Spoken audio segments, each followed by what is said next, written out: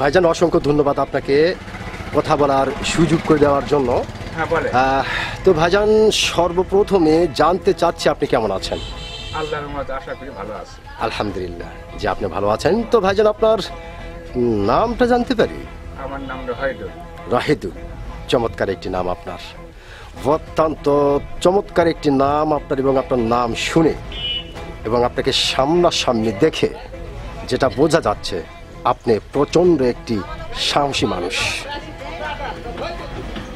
আপনি প্রচণ্ড একটি সাহসী মানুষ, এটা আপনাকে সামনাসামনি দেখেই বোঝা যাচ্ছে। তো ভাইজান যেহেতু আপনি মোটামুটি অত্যন্ত একজন সাহসী মানুষ, সেক্ষেত্রে একটি বিষয় আপনার কাছ থেকে জানতে চাচ্ছি যে এই যে আমাদের বাংলাদেশে একটা নির্বাচন হতে চলেছে এবং নির্বাচনের ঘন্টা টাং টাং করে বাজতেছে, তো সেই ক্ষেত্রে কেউ বলতেছে যে এই নির্বাচন আওয়ামী লীগ ছাড়া জায়েজ হবে না, আবার কেউ বলতেছে যে এই নির্বাচন অতটা সুষ্ঠু হবে না, আবার কেউ বলতেছে না নির্বাচন সুষ্ঠু হবে। আসলে আপনি একজন অত্যন্ত সাহসী মানুষ হিসেবে আপনি কোনটা মনে করেন? এখন কি বলবো এখানে, আপনার যেটা আইডিয়া, আপনার যেটা মনে হয়। এখন দেশের সরকার যাই যখন মুখে হাসে আসবে তাকে আমাকে দিতে হইব।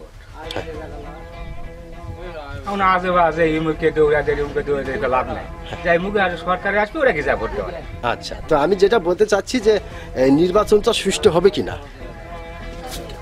আশা করি এবার নির্বাচনটা সুষ্ঠু হবে, হতে পারে।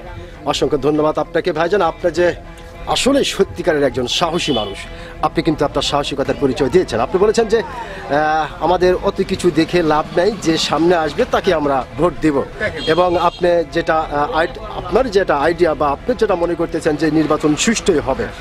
অসংখ্য ধন্যবাদ আপনাকে, অসংখ্য ধন্যবাদ। খুব সুন্দর করে আপনি কথা বলেছেন, ধন্যবাদ আপনাকে।